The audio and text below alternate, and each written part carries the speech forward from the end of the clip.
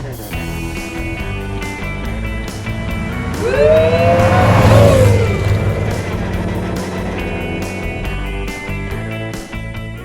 folks, and welcome to Center Lane. I'm Bruce Hitchin, and today I'm here with Matt and Linda Stogryn, and they are true Porsche fanatics.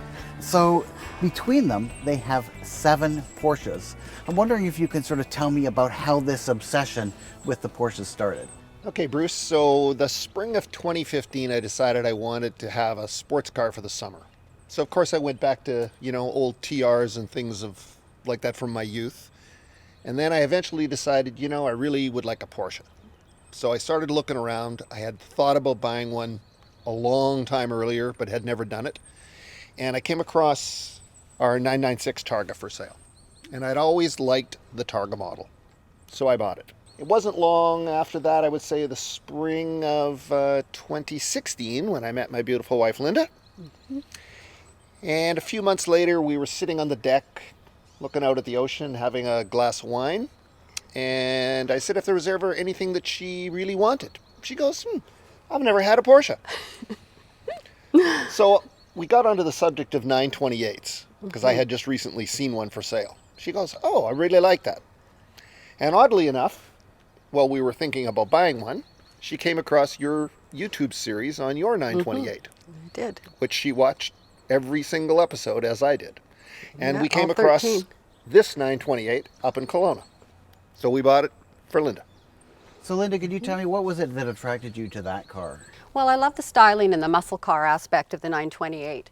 And when Matt asked me what kind of car I wanted, that's the first thing that came to my mind. So he looked for one, we found this one, and when the lady opened the garage to show it, I loved it immediately. I thought it was beautiful. I loved the color. We took it for a drive. I couldn't believe how smooth it was and how powerful it was. So we snapped it up right there.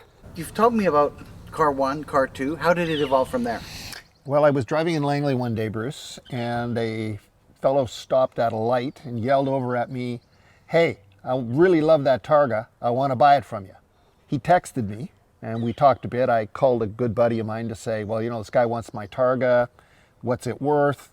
And he goes, oh, well, get whatever you can get for it. But in the meantime, he says, I've got this beautiful 997.2 that you ought to come and look at it. So I went down, took one look at it, said, okay, we'll take it. So now we're sitting with 3 cars in our driveway, actually 4, because Linda had another one at the time. I actually don't remember why I joined it or how I found out about the Porsche Club. And in the spring, we started to go out to events with the club. Really enjoyed it, went on some tours, enjoyed it more. Met some great people. And went on to keep adding to the fleet of cars. It's just great fun. It's a fantastic club, great people, great events to go to. So we have a great time with the club. And very social for us because we had a new relationship. And so it was meeting all new people. And the car was what brought us to these people, all the cars. And Linda, was this something that you kind of just got swept along with, or was your passion for the cars as strong as his passion for the cars? Yes, I had the same passion, especially when we started going on tours and with other people and other cars. And we saw how much fun it was, and I wanted to do more. It's a little bit of a weird obsession.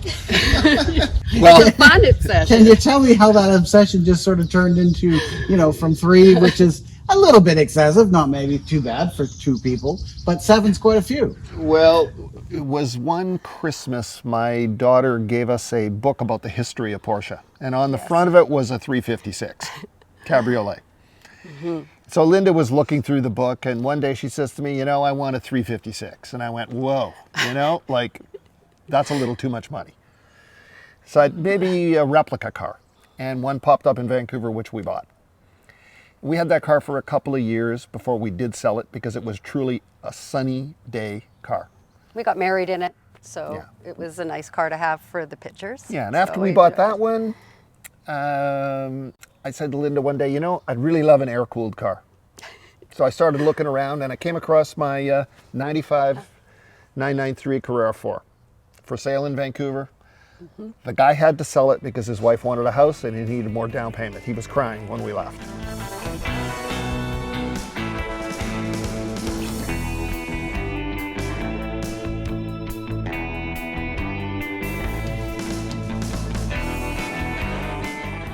wherever you go, somebody always wants to talk about one of the cars because they're all sort of unusual in their own way. It's true, they are all different. That's what I like about Porsche. They have similar styling, but some cars, the key's on the right, some on the left, some the windows are on the door, some are on the console. It's just, you know, it's changing it up. It's not like driving a certain brand of car and you get into the car and they all feel the same. They feel completely different. And as we got more and more involved in the club, you know, Matt became the tour chair, and so we were running all the tours for the club.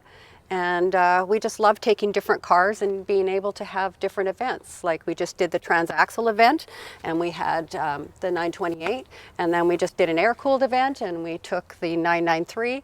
So we really liked the diversity of it, and we really liked the club, and we didn't really think about any other brands. So when we first started acquiring them, I couldn't remember the numbers because there's 914, 993, 996. And so I named them all. Okay. So it was easier for me to refer to a car by a name that I gave it instead of trying to figure out what the number was. So that's why I named all the cars. So what's this one's name right here? Joy. It's the first generation of the true PDK, which is a fantastic transmission for getting out on the road, whether you want to do it in manual mode or auto or whatever. It's a 385 horsepower. It's super fun. We've taken it on a number of distance drives. It's been a really, really good car. The 928 is an 89. The car is pretty much original on the interior. We really didn't do a lot to it. When I first got it, we did a little bit of front suspension work, and then it was trouble-free. We did a few things to it this year, which is just things you'd expect on a 30-year-old car that will go wrong. This Door car is panels, like door taking your cards. lazy boy for a drive. It's a 996. So this is the Gen 2 996. It's the Targa. I always liked the Targa. I thought the Targa looked really great with that big glass roof that opens up, and the fact that you have the hatchback at the same time. You know, I can put two sets of golf clubs in the back as long as I take the drivers out. It's like driving a convertible, but you got a coupe, and it's a fun car. We needed a winter car, Linda thought. Yes. So she said, we need a winter car, it's gotta be a Porsche, let's get a Cayenne. Well, we needed a vehicle that we could take grandchildren in because we have 9 of them. And we also wanted something that was winter worthy for commuting in the snow. And so we bought the Cayenne S. Actually, I love this truck. It serves all our truck needs.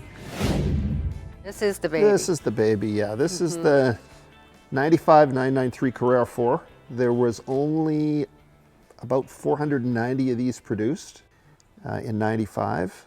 So it was eligible for collector plates early as a limited edition model. It's not a highly optioned 993. It does have the sports seats, which are a pretty expensive option today, which increases the value of this car quite a bit. It's low kilometers, it's 77,000. I think we've probably put about 13,000 on it at the most in, I don't know, 4 years we've had it. We don't drive it a lot. You know, mostly sunny days, occasionally in the rain, but not on purpose. No. Generally. And we got the Cayman. So this is a 15 6-cylinder base model, 6 speeds, so you get to really wind out the gears. We love the Cayman because of the frunk in the front. It's super handy. It's great on a trip. It looks really good with the black wheels on the black car. Just a fun car. The transmission is so silky smooth, it's not even funny. And this one I named Bliss because it's very blissful when you drive it. It's a fun car. It looks good. It feels good. Besides, it was kind of an interesting model of a Porsche to own. I wanted something that was really simple that I could tinker with. No computers. It's straightforward, you know, roll-up windows, odd dogleg 5-speed transmission. There's only a half a dozen relays in the whole car.